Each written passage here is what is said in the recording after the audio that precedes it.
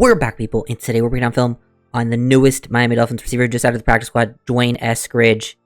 Another, really undersized, but a very, very explosive player. I like taking the chance on him. He hasn't quite worked out in Seattle, that's why they get cut.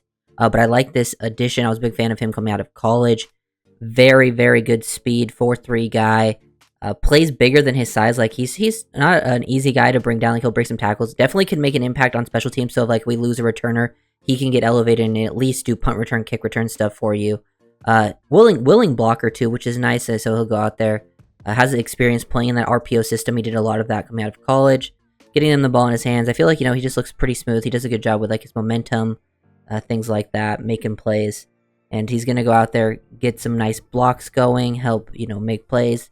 He's a slot, more of a slot guy than an outside guy. He can give you some outside reps, but he's going to make more of an impact out of the slot. You want to get him these touches, these design touches where you can just let him go with the ball in his hands, because he does some pretty good things in those areas. So we'll go back, we'll look at this kick return, or the punt return, which is where I think if he did have to get elevated to the roster, which I think there's a possibility, he has a chance, to never even play for the Dolphins, but I also think I wouldn't be surprised if he gets elevated and, makes a couple nice plays for the team.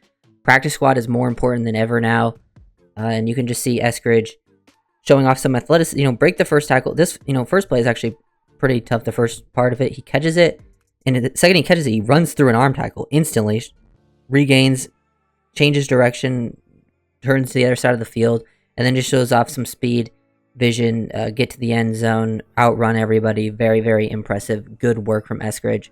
Here he's in the slot. Seahawks working RPO, so you can get him some nice, bubble screen RPO stuff. I feel like he does a good job. One of my favorite things I saw with him as a receiver, because I do think, I wish he created, a little more separation, was a little stronger at the catch point, that type of thing. But when he got the ball in his hands, I think he did a really good job, positioning himself at the catch point to get upfield quickly. He catches the ball here with good momentum, just go forward, and then gives you a little something right there, little foot fire, make you miss. He's going to give you multiple moves, and then he's going to drop his shoulder. He's not, going to go down super easy. Pretty surprisingly toughness for a guy of his size, being 5'9", 190. Go out, throw your body on someone.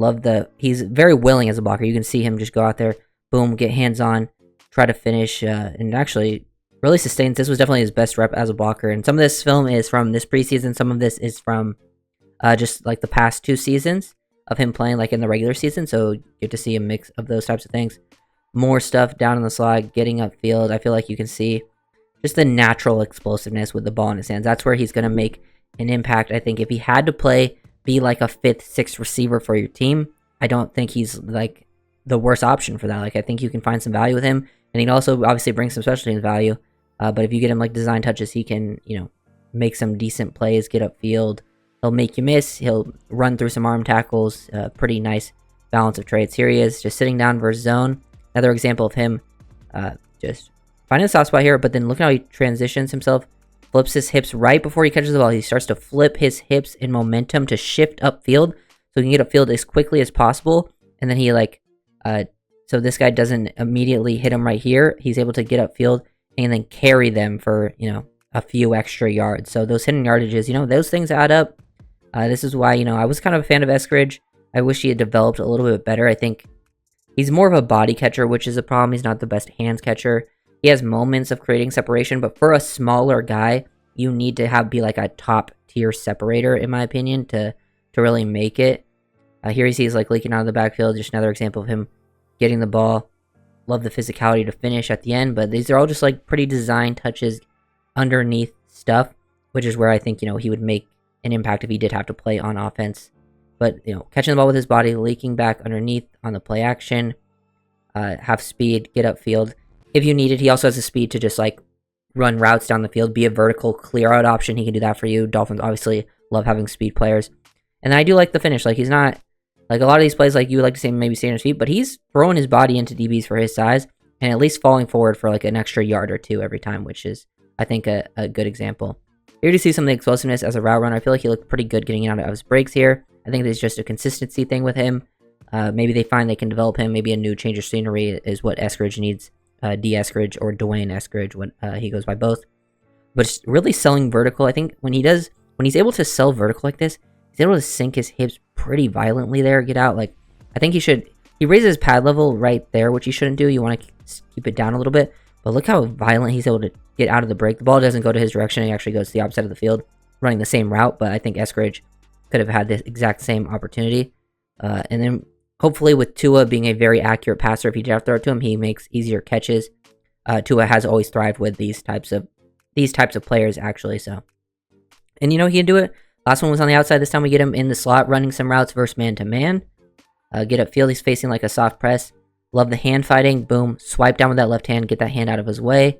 Now you're even with him. You give it, little of that chicken wing arm. Boom. Create separation out of the break across the middle. He unfortunately didn't get the target here, but he had some nice separation breaking over the middle of the field on that dig route as the number 3, beating the corner with that natural leverage. It just goes one-on-one to the other side of the field, which makes sense, actually. A good read by the quarterback. Here he's running the slant, getting involved in the RPO. It looks like, he's... they're stacked formation, but he's up top in the front guy. You might usually have him blocking, but then here he just runs the slant. Eskridge ran a ton of... I think Eskridge just ran... in college, he literally just ran slants, verticals, and, curls. That was pretty much it. So he has a lot of experience working that stuff. Getting him involved on jet sweeps, just design touches, as we've been saying. Here he is on the jet sweep. Hand him the ball. He can do all that type of stuff. So if we did have we have a lot of players on our roster that can do this. If someone went down, I do think Eskridge could go out there and still make some of the plays, not to the same extent, obviously not to Tyreek Hill and Waddle's extent, but say you needed someone to elevate for a Barrios or Malik Washington. I think Eskridge could go out there and give you some solid reps on special teams, and then also these types of touches, which in this offense, you only would get a couple of these anyways if you're not one of the top options. Here over the middle, just another example of him flipping his momentum. Love the turning your hips at the catch point. Some guys struggle to catch the ball when you flip your hips at the catch point. Still catches it with his chest, unfortunately, which he's a body catcher. Flip your hips and then get upfield quickly. He does kind of get laid out by this guy, but you get to see the momentum shift upfield.